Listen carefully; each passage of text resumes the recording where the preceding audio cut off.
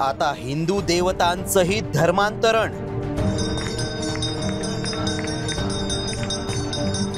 काली मातेची केली मदर मेरी। देवतांना बाटवणारा पुजारी की पादरी। महाकाली हे नाव जरी ऐकलं तरी आठवते ती आदिशक्ती।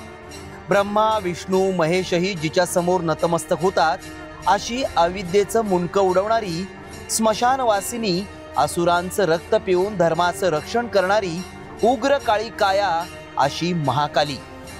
पण मुंबईतल्या महाकालीचं आम्ही तुम्हाला एक असं अनैसर्गिक रूप दाखवणार आहोत।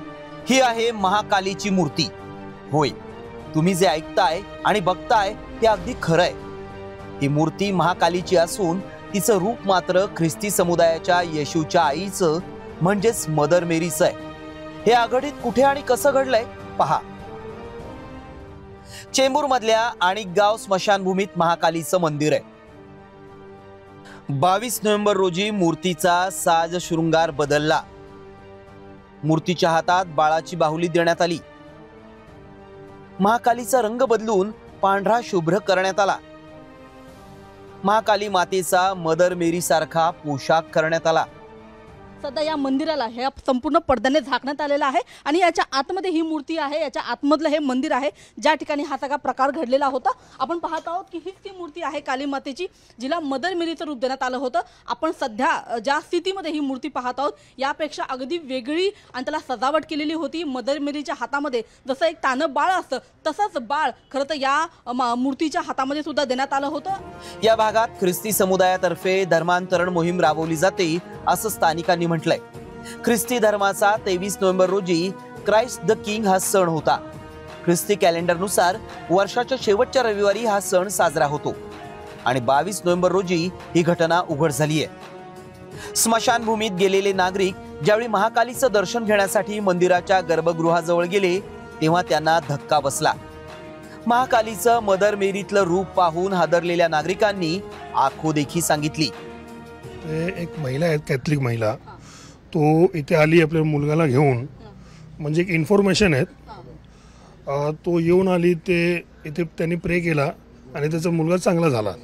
तो तेव्हा त्याच्या स्वप्नात म्हणजे काली मा आली किंवा मदर मेरी आली, ते बोलली मला ते हे रूप द्या त्या मूर्तीला। त्याने ते भटला सांगितलं आणि भटनी ते हे सर्व प्रकरण केलेलं आहे। पाहिलं नेमकं स्मशानभूमीत महाकाली मातेला कसं बाटवण्यात आलंय। यानंतर हा गैरप्रकार कोणी केला यासाठी सामाजिक कार्यकर्त्यांनी पुढाकार घेतल्यानंतर धक्कादायक माहिती समोर आली आहे। पुजारी रमेश पंडित यानं देवी स्वप्नात आली आणि तिनं मदर मेरीच्या रूपात माझा साजशृंगार कर असं सांगितलं आणि मी तसं केलं अशी कबुलीच दिली। या विरोधात पोलिसात तक्रार दाखल झाल्यानंतर पोलिसांनी आरोपी रमेश पंडितच्या मुसक्या आवळून त्याच्यावर धार्मिक भावना दुखावल्याअंतर्गत कलम 295 अनुसार गुन्हा दाखल केलाय। न्यायालयानं त्याला 2 दिवसांची पोलीस कोठडी सुनावली आहे।